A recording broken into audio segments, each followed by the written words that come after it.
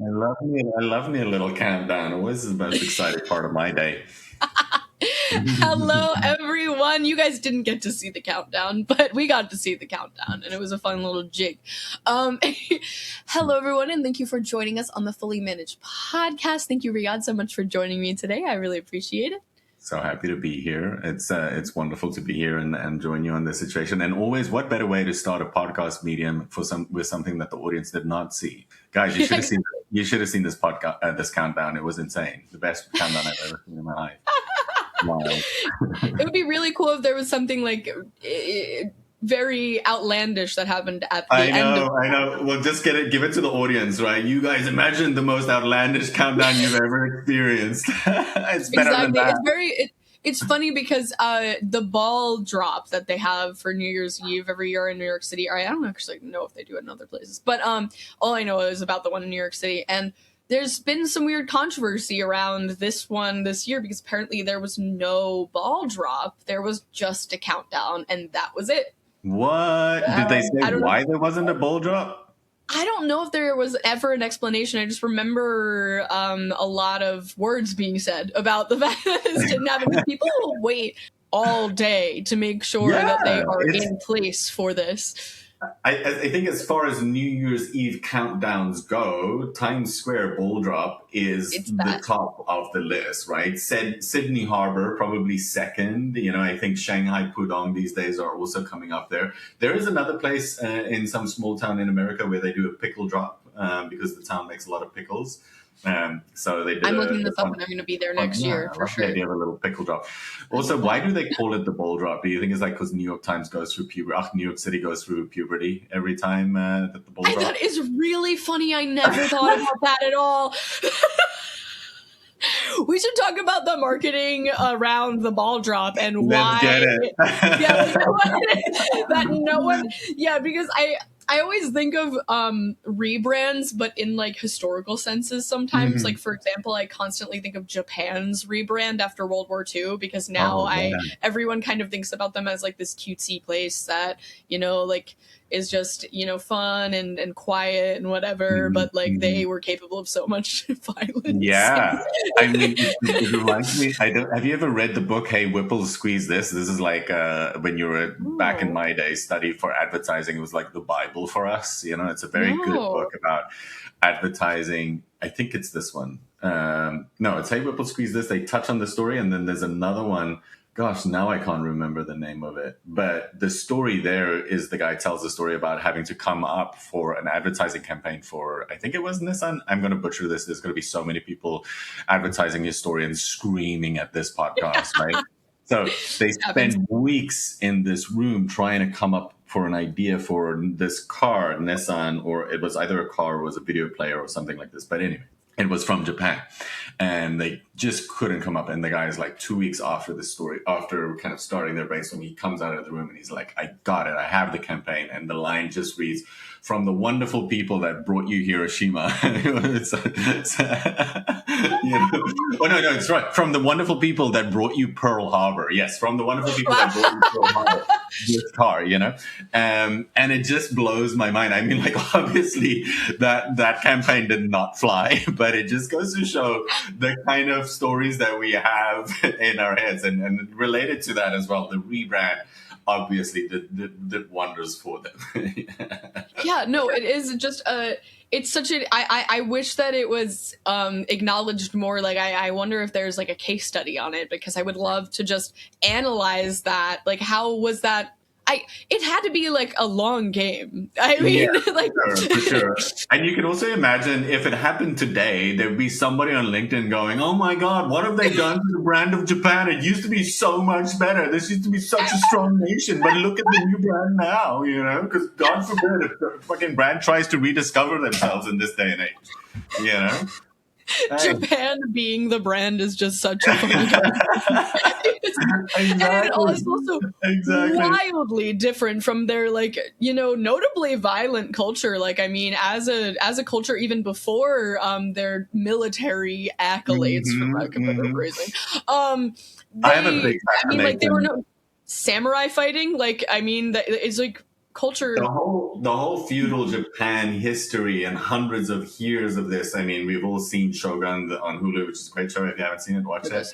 I've recently just finished playing Assassin's Creed, which is kind of set in that period. And then there is also the Ghost of Yote and the Ghost of gosh, I can't remember the first one. But good PlayStation games if you really want to get into that story and history. Beautiful history, gorgeous and everything. But as per every kind of big power, there is also a bit of a history of violence. Myself coming from a bit of a colonial history, we have a bit of a story to tell there as well. I understand. I mean, I am an American. Everybody needs a rebrand. Everybody needs a rebrand, See, it seems like America is almost like going back to its original brand recently. Yeah, so let's see what's going on. It's currently going through a bit of a sad rebrand at the moment. It's going through like an unfortunate rebrand that hopefully maybe there will be some kind of maybe maybe the marketing team will be fired for this one. Yeah. But anyway, this is already a really funny conversation to be had. So this actually leads into the game because okay, so this game that I've created for you is called Steal It or Kill It. So I'm going to give you some scenarios in which maybe a client would come up to you and say something like this, or this is just you might never be faced with this scenario, but say you are. You're going to tell me whether you would steal it, meaning you would go through with it and you think that it's a good idea, or you would kill it. You never want to be near that. Or maybe there's just something that makes you adverse to it. Does that sound good? Yeah, I love it. Let's go. Okay. So the first one is a global brand calls and says, we want to feel more like Nike creatively. I have a hard time thinking of any global brand that I've ever worked with that hasn't brought up Nike yet. I feel like there is obviously that kind of very much we want just do it, and I think like it is such an amazing line. Just do it is so good. And I think Nike itself has done such amazing work. But I do feel there is an issue with the wanting to copy paste, right? Because you're not being inventive, which Nike as a company in and of itself is, or at least used to be for a long time. Now they're trying to bring themselves back into it. I would say steal it, but I would work. You have to like work with it, right? Like it's not just like, yeah, cool, okay, we're gonna get you this thing, like what's the equivalent of just do it for another brand? I have no idea. We had to think about that, but it's definitely something that's come up a lot. That's quite a really funny scenario because I have sat in so many meetings, where they're like, oh, we want to like, do it, like just go there, It's like, yeah, cool. That's a relationship that was built over quite a number of years. That moment in and of itself being the final words of a serial killer before they go onto an electric chair, I believe, is an interesting one. But it's also, again, like that, there is something beautiful about that, right? Like the audacity, and I believe it was Dan White that came up with the line, reading this line and going, oh my gosh, that's what it is, that's what Nike as a brand is. And I think what's really, really cool about it as well, and I guess now I'm kind of going from different things. I think the one thing that you would want to steal is the longevity of it, right? The persistence and the perseverance of just do it. Even though they do other campaigns that aren't their JDI campaigns or lines that fall on top of it, the keeping of that principle. So finding that principle for a company that could be their one thing that they stand on, that's what you want to steal. That's what you want to go with and work with, It's not about the line. It's not about great words. It is about what do you stand for? That's going to make people go like, oh, okay, cool. Bad example, but I'm gonna say it is like sometimes you look at Adidas and I don't get me wrong, I love Adidas. I predominantly just wear Adidas, but they've gone through so many lines, right? Like, I don't even know any of them off the top of my head. That's how much they're being muddled, and There's so many. Right now they're in their you got this phase of things, and that's fine, But there is something about that just do it line. That I think is important. While we're on this note, can I quickly do a little bit of a sidetrack that I think is quite interesting? Yes, I love a sidetrack. the situation that we find in advertising in and of itself, right? I think one reason why I love advertising is because it allows me to be a rock star behind the scenes. I don't like the glory and the for me it's about working with the people, discovering new things, coming up really cool, fun, creative ideas. I sound like such a cliche now, it's not about winning the awards. Winning awards are great. It's lovely. Everybody loves it and everything. But I do find a problem. I have such a problem with people that are in advertising thinking that they are just this emanating power, this ego is all end all, everybody should know about me, And the best example of that is if I go out into the real world and I ask a general person on the street, hey, do you know the line, just do it, right? They'll go like, yeah, it's Nike. I'm like, cool. Who wrote that line?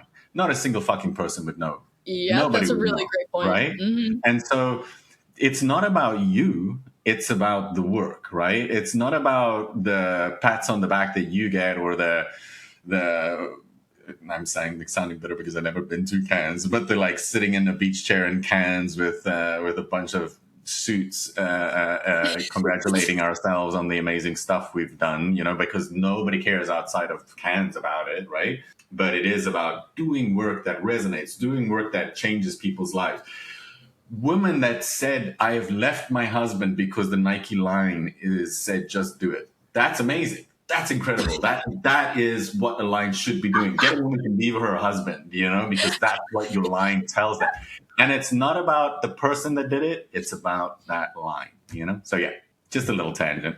No, I think that's a really important thing to note. It's funny too, because I also kind of noticed this phenomenon where I very often hear people name drop on this podcast. Like people will mention marketers that, and maybe I'm, shooting myself in the foot with this one for sounding uneducated in my industry, but I do not know names. I did not start knowing names. I did not there are people that I now know the names of because I have interviewed them and I've spoken to them.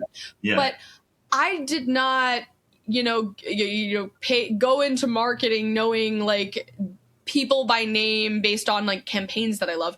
I remembered campaigns that I loved. I remember for example, one I kind of remember more failed campaigns than successes, which maybe is shows a little bit bad about me. But I think that those ones are ones that people should really learn from, which I think why they stand out more to me. Like, for example, I really think of, I believe it was American Airlines, but I could be wrong, is that I remember someone sharing with us on my podcast, and I was fascinated by it, about the fact that an airline sent out letters home to thank specifically business class clients of theirs, for thanking them for bringing their wives on the flight with them because they gave some kind of deal out for bringing someone with you, which I guess makes them more money kind of thing. And this got a bunch of men in trouble because they were cheating on their wives and they were bringing mistresses and such onto the airplane. In theory, if you were just thinking about that as, I'm just doing a nice thing, I'm thanking people for, doing something like this, if you really are a good person, you're not thinking about how can I get someone in trouble from this? Because you're not, kudos to whatever a marketing genius thought of this, because they're probably a good person that's not cheating on their wife. But that's the incredible. Ignorance of the fact that everyone is going to be, doing good things is not is the problem. Is that is not something as generic as flying includes all people, good and bad. I love that. Especially business class. Let's be honest about that fact. It's going to be pulling quite a bunch of questionable. Although we do know the more questionable people fly in private airlines to private islands, but we shan't be going there. Yeah, that's hilarious. That's hilarious. Yeah, and you're right. Like we don't know who that made that campaign. I'm sure that that person that made that campaign might not even be around anymore because boy, that is a tough one. Yikes. Talking about failed campaigns in that sense too, like it's fascinating to me because working in the industry, you know that an idea, I don't come up with an idea and then immediately tomorrow it flies on TV or it goes out into the real world. There are so many layers of things and approvals and da da da da da. It's always Yes. funny how quick the buck shifts when shit hits the fan as well, right? Like it is a bit wild. Um, but yeah, that's my favorite part about these things is like who in their right mind sat in a room with 20 other people and went, this is a good idea, right? Yeah, this is going to be a great idea, Yes. right? Like the Yes. Pepsi commercial that was so terrible with what's her face, Caitlyn Jenner in Kendall it, with Jenner. like hands of Pepsi, go out to Minnesota now and try that. Let's see how Yeah, good like, that works I'm out for sorry, you. what?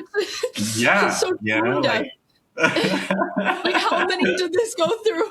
yeah, exactly, and it's like for instance, one thing as well. I'm like last year or the year before when Jaguar did their rebrand, right? Like did This that big year, rebrand, and they did the new or I guess logo. technically last They year. did Yeah. an ad that had a bunch of sour patch kids in it that looked like they were really bitter about the fact that they're alive and everything. Now, 100% kudos to Jaguar for rebranding themselves. Like you have to reinvent yourself. We were just chatting a little bit about this earlier as well about the Yeah, whole yeah. rebranding exercise of things and whatnot, right? Um, and yeah, you should do it. You should modernize for a modern age, like, and people should catch Definitely. on. I think the biggest thing that scares us is change. The only thing Mhm. that's constant in life is change, right? So you have to just accept these things. Everybody jumps on their high horse because that's unfortunately what the internet has done to the world. As soon as something changes, oh my gosh, I'm not happy with it, and there's like 5 people complaining, and all of a sudden everybody sees what these 5 people are saying, and now we have to go back to the old ways because, oi, but Everyone's I think the interesting thing about that is like there was an agency involved with this rebranding, but it wasn't the agency that just said like, okay, cool, put it out there. No, there was market research done by probably by some consultant agency, strategist involved, like the rebranding done by the advertising agency, the Jaguar company in and of itself okaying this, the CEO of Jaguar going out onto a stage saying, look at us, this is our new stage of innovation. Who got fired when everybody shat on it? The agency that came up with it, And I'm like, no, I'm sorry, that doesn't work. No, how There's about we so get many if it's systems in such a big place. problem? Yeah, let's get rid of the CEO that said this is so cool. I'm going to go step out on a stage. Mhm. Like this isolation of blame is always the to me the frustrating thing, and unfortunately. A lot of times in the industry that we bear the brunt of it, and so be it. It's fine, whatever. But yeah, I think it's interesting. also, I completely understand your point about change too, because I think that people are so adverse to it that I think there is often times where a rebrand works over time, but the initial reaction to just like putting it out there, that is adverse. Like I'm Mm-hmm, trying to mm-hmm, think of, for example, and something that I always think about is that, and we might have talked about this earlier, but Walmart has a completely different logo than when it started, in a way that it used to be like old timey Western. mm-hmm. And I think that's incredible. Also, over time, since they made it into, the very normie way that it is identified now, for lack of better phrasing, they have changed the blue of the Walmart logo very slowly over the Mm-hmm, past like 20 years or so, mm-hmm, so that people would not freak out about the mm-hmm, fact that they wanted to change the blue in their logo, and they probably wanted to change it to whatever blue it is now or whatever blue it will be in 5 years immediately, but they realized, oh, people will be mad at this, which is crazy because it's just a mm-hmm. color, and it's the same color, it's just a different shade of Just a that different color. shade. Yeah, But yeah. people want to get mad at really anything sometimes. So I think that, Mm-hmm. sometimes you do have to do these silly little tricks in order to make sure that something happens over time. But what you realize is that sometimes when people don't notice change, they're completely unbothered. And I think Yeah, that sometimes I think it's also maybe some kind of comment to say, like, if you make something in someone's face as a rebrand, like, look how much better this is, it makes yeah. people feel like stupid that they liked your product before you made it better. And I think it's also there's something about and maybe it's also the lack of consideration from your for your audience, right? Like I think that your Walmart example is a very good example because they did it slowly over time because they know like people like this. We need to just slowly kind of transition and modernize, and I think that's really cool. It shows consideration for an audience. You know, when Cracker Barrel took the cracker out of the barrel, everybody got like really upset because where's our guy? You know, and it's like maybe just kind of make him walk away from the barrel slowly but surely. He's just like creeping out of frame. He's like walking up onto the sunshine. You can tell a really cool campaign story about it. Like he's really old. The guy can barely stand. Osteoporosis is thinning so bad. We're almost into even more the stage. You know, the guy is walking off into the sunset. We tell a beautiful story about it, and then 2 years down the line, we just have the barrel, you know, and everybody was like, "Oh, you remember that Cracker Barrel guy? He deserves his retirement," you know. But no, we just plucked the cracker out of the barrel and threw him to the side, and everybody got really upset. Which, to me, is just like if you still eat at Cracker Barrel and you get really upset about them changing their logo, your life there must be something wrong, you know. Like it situation, and I apologize if I offended anybody eat at Cracker Barrel. Too bad, you know. Live with it. No, but I completely understand what you're saying with that because I think that they could have done exactly what they did in a different way. And I think about that a lot when I see marketing campaigns. I'm sure you also like identify this a lot of the time where it's like, I see a world in which they could have done exactly what they did, but they like made something sentimental about it. Like they talked about the history of this guy that was on the barrel, which I assume is like the founder of Cracker Barrel. And I don't actually know because I have no idea because they didn't talk about it. They just said, we're going to get rid of this guy. And that feels insensitive to people that might be weirdly attached to this guy that is on the barrel. Exactly. You know, no, it's so true. I think like the being able to consider your audience, being able to kind of like bring them in on the journey with you is helpful, you know, and just showing like.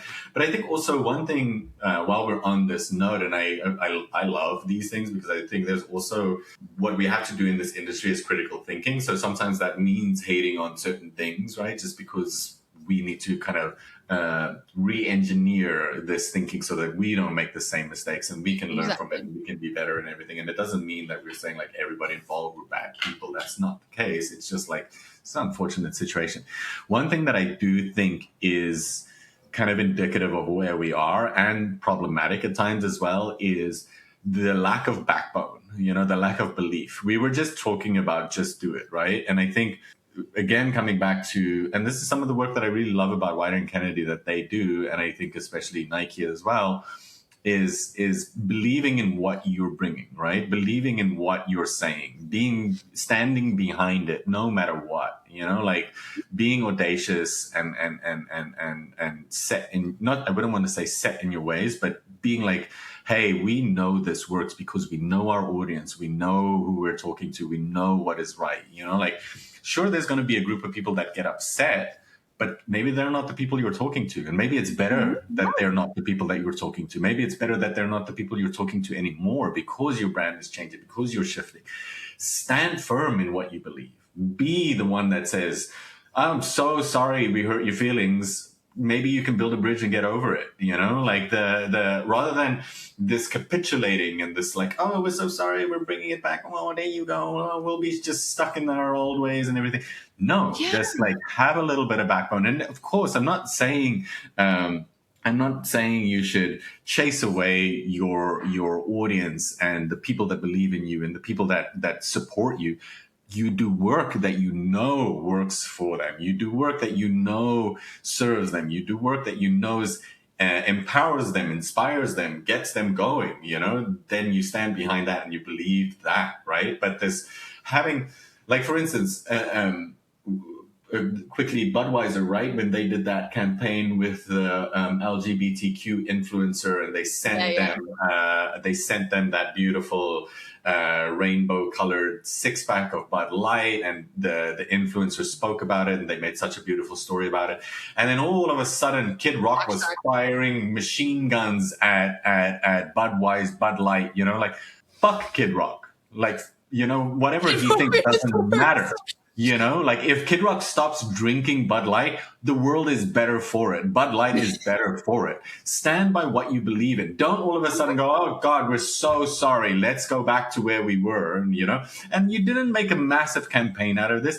This person that you helped, this LGBTQ influencer that you sent a special package with their name and the colors on it, they were grateful. They showed their gratitude. You showed support for a certain very unfortunately maligned minority of people, right? And it was such a beautiful moment. But because all of a sudden every fucking red hat wearing crazy person shat their pants because of it, I'm so sorry. I should probably not say these things. You can say whatever you want. I mean, if you're comfortable with saying that, then you should say that, because I agree. I know. Oof, okay. But I think like just because all of a sudden they're all like so upset, you change what you believe in. What do you then believe in? What grounds are you standing on? Yeah. What message are you sending? Who should be believing you now, right? Because if you change yourself constantly and you're like, oh, I shouldn't be doing this. Oh, I shouldn't be doing that. Oh, because this person is angry. You stand for something or you fall for anything. Yeah. And I think that is one thing that should be always important. I agree so much. I think it's also the issue is that like there's so many issues with that campaign that I have so many opinions on. Number one, if you wanted to do, like, if you thought you were truly doing, like, you were being very forthright with this, providing something nice for this person, and they commented on it, and you thought it was going to be something small and just, like, to increase your audience, you are dumb. You are not smart to not acknowledge that there will be repercussions. Yeah. For taking a stance on something, regardless of what that stance is. I mean, and if they were either not acknowledging their audience, which is like, yes, I am sure that for the longest time, I mean, the stereotypical association is drinking beer for men. Like, I mean, it is not like, and there is, there's a direct correlation with specifically, Bud Light, Budweiser, whatever it may be, 100%. With an interest group. And if you didn't think that there would be an adverse reaction to that with your crowd, or you didn't consider it, someone did something wrong around down the line. 100%. We all operate in the real world. You should know what's happening in it. That's true. And it's so, and I think that's not even something like, I mean, we always talk about like in retrospect, like you weren't there, how would you know, but it's like, that is so obvious. Like, I feel like that is so clear if you just looked at it in any perspective. But it's like, if you didn't expect as an adverse reaction, okay, maybe fair. However, you should stand on the fact that, like, if they're so worried about losing their audience, that audience wants to be mad at anything anyway. They will be. You're not getting them back, and you are silly. And like, it's also so funny because if you really look at it, there's like 3 beer distributors in the country, so they own all these other beers. People are like, I'm not drinking this anymore, I'm gonna drink this. Well, they own that too, so they're still making money off of you. So your boycotting makes no sense. Yeah. And once they're a little less upset about it, they're gonna go back to drinking your beer again. Like, they just need to get over it. Sure, you might take a little bit of a dip in the market, but I promise you it's going to come back. And again, to be fair to Bud Light and the brand, the new campaign that they had or that they launched with Shane Gillis and Post Malone, love it. Genius great comeback move. Super fun. Great work, everything. And again, like, it works for everybody. But you can see a world where what they did for the LGBTQ community and what they're doing now, living in harmony, being perfectly fine with one another. Like, it's all of it. It feels in and of itself inclusive, right? And again, like, what better way to rile against what you're angry about than sitting around a campfire and enjoying a good old Bud Light and telling your mates, oh, remember when I made it, remember, like, get your memory berries out, No, I completely agree. I think that if you just like, and I think it's funny too, because you're still able to, I mean, like, granted, if whoever you're going after says yes. Like if you're really doing a grounds of like inclusivity on top of that, and you want to have like every walk of life represent your brand, and that's really what you want to do, that's fine. But you need to stand on the fact that if you're like preaching inclusivity, or that's what you want your brand to represent, then you have to defend the decisions that you make too. Exactly. Like you say this is for everybody. Like, and then when you have people like Shane Gillis on your show that is maybe more associated with like a different group than what Dylan Mulvaney was, it's totally okay. Like, I mean, like if there are people that are on different ends of the political spectrum and they can still get along, and that I know that doesn't seem possible anymore sometimes, but it is, and it happens. I mean, like there's so many families that grow up with, you know, and so it's just something that needs to be acknowledged with more care, I think, a lot of the time. Exactly. The most beautiful thing about life is the differences that we have. If we were all the same person, if we were all thinking the same, this world would have been so boring and so dull, you know? But it is the fact that somebody can come to you and say something that makes you think different about a situation, or that somebody can come to you and say something that makes you feel justified in the position that you're holding. This makes life beautiful. This makes it interesting. This makes life worth living. This makes doing what we are doing every day so much worthwhile, because we can understand and we can learn and we can grow from these things, right? And I think obviously it's easier said than done, and we are definitely in a situation where that is feeling a little bit more fragile and scary at this time, you know. But I do think that in advertising especially, and that's why I love this industry so much, right? Like, because it is embracing the differences. It is embracing the things that make us unique. It is embracing the changes that we go through and speaking to that, you know. And I think that's what makes it so cool, you know. And then coming back to that idea of being able to being able and willing to learn, being able to and willing to change how you understand the world, being able to admit when you're wrong, right? Like, I think that's what's great about advertising. You know, it's like we have the opportunity to do all of that, and we do fun stuff whilst we do all of that. You know, like, I think that's what's really, really cool. And yeah, there are certain things that you never want to be working on, or never want to be involved with, and never want to have a part of, and that's totally cool, because you should have your morals and you should stand on certain grounds as well, right? But at the end of the day, this is a great fucking world out there, you know, and if you can just kind of like get to experience and learn from it whilst making good work that excites people and gets them going, then that's really cool. I hate to cut you short with this, because that was such a comprehensive ending that I don't want to continue, because we're close to coming up time, and that was so good.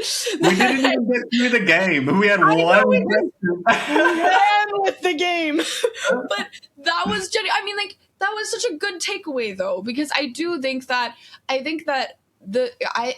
campaigns that are like kind of ran out of fear of, like, I don't want to say harm, but like even like any kind of a negative response is really like never going to be stand out. Like, it's never going to really truly be that success that most marketers or creatives or whoever is part of that process is looking for. Yeah. And I so much agree with everything that you said today, because it is something that, like, there is a level of chance always when you put something out there. You can test it as many times as you want, but the climate could be different. I mean, like, the snow that is happening right now, like, maybe half of your population is like doesn't have power. I don't there's so many silly things that are unexpected that might not make things work out, but like that is almost more of a reason to try. Exactly. And I think like it's such a great point. It's the trying, it's the putting ourselves out there, it's the embracing that's fun, you know. And this is what's given me so much joy. And I love it when people show a love and appreciation for the industry, because it is such a fun space to live in, and a place to learn. I agree. Well, thank you so much for gabbing with me today. I know that we kind of went on some tangents, but I think they were all really important things to be noted. So I have no problem fun. with that. I'm gonna get so much hate mail on LinkedIn. It's wild. Everybody's I gonna don't hate care. me. It's going to be great controversy. As we've said. No, I'm just kidding. But I don't even worry about it. I think that no. But, we talk about people getting angry, and people get angry. People get angry at anything. It doesn't even matter. But thank you so much for today. I had so much fun. I think that our audience is going to get a lot out of this too, because I think that, I would like people to take more risks with what they're doing. Yeah. I think that those are some of the best things that I see out there. So it's fun. I once read a line, and it said, if you're not living on the edge, you're taking up too much space, And I think that's where we should take risks and just go for it. Shannon, this was so lovely. It was so nice to chat with you and have this gab fest as we did. It was truly, truly wonderful. I do have one question. Did you and your chair arrange to dress the same today, or was that just by accident? That is so mean, and this is still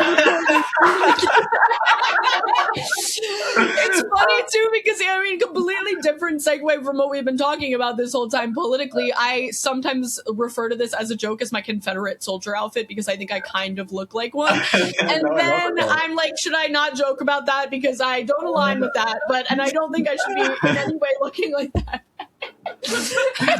Oh no, I just couldn't help myself. The colors are too much the same. So funny and evil. Well, goodbye and good riddance. We'll chat soon. But thank you everyone for watching. I hope that you can check out Riaad in the description. And we'd be nothing without you guys. Don't make fun of my shirt in the comments. Thank you so much. You can attack Riaad, but don't make fun of my shirt. Go at me. I can take it. Thank you guys. Have a good day. All right. Thank you guys. Bye. You've been listening to Fully Managed, brought to you by Penji. Check out the show notes to learn more about today's guest, and to learn more about Penji, the human-first creative subscription service, head over to penji.co. And by the way, if you're still listening, it would mean the absolute world to us if you were to share this podcast with a friend, and of course, subscribe.